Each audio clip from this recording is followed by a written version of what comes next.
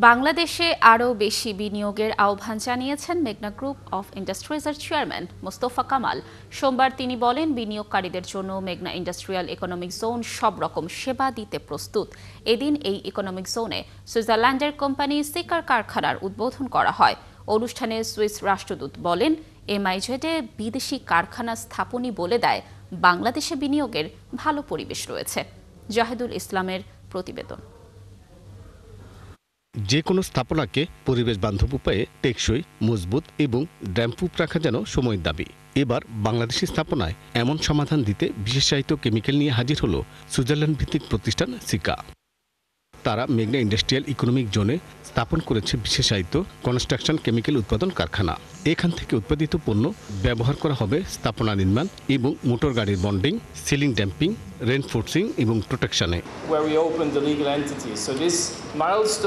সিখার কার্যক্রম বিশ্বজুড়ে।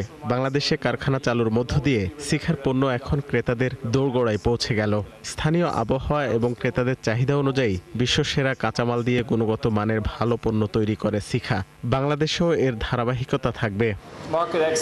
বিশ্বের ১০০টি দেশে সহযোগী সহ সিকার উৎপাদন কারখানা আছে ৪০০-র বেশি, যারা কর্মসংস্থান তৈরি করেছে প্রায় ৩৪,০০০ মানুষের। বাংলাদেশে নিযুক্ত সুইস রাষ্ট্রদূত জানান, মেঘনা ইন্ডাস্ট্রিয়াল ইকোনমিক জোনে সিকার বিনিয়োগ নতুন মাইলফলক। বিদেশি বিনিয়োগ টানতে মেঘনা গ্রুপ সফল। এতেই বোঝা যায় বাংলাদেশের বিনিয়োগ পরিবেশ ভালো। মেঘনা ইন্ডাস্ট্রিয়াল ইকোনমিক জোনে সিকার বিনিয়োগ একটি মাইলফলক। এটি বিদেশি অন্য বিনিয়োগকারীদের মাঝে ভালো বার্তা দেবে। আর এমজিআই চেয়ারম্যান বলেন, বিনিয়োগ টানতে গ্যাস, বিদ্যুৎ, পানি এবং আধুনিক বর্জ্য ব্যবস্থাপনা নিয়ে তার ইকোনমিক জোন প্রস্তুত।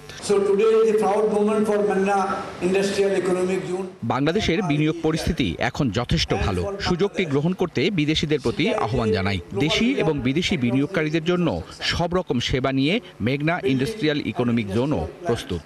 এটি অবশ্যই আনন্দের। এরই মধ্যে বিদেশি অনেক প্রতিষ্ঠান মেঘনা ইন্ডাস্ট্রিয়াল ইকোনমিক জোনে বিনিয়োগ করেছে। আশা করছি আগামীতে আরও বিনিয়োগ আসবে।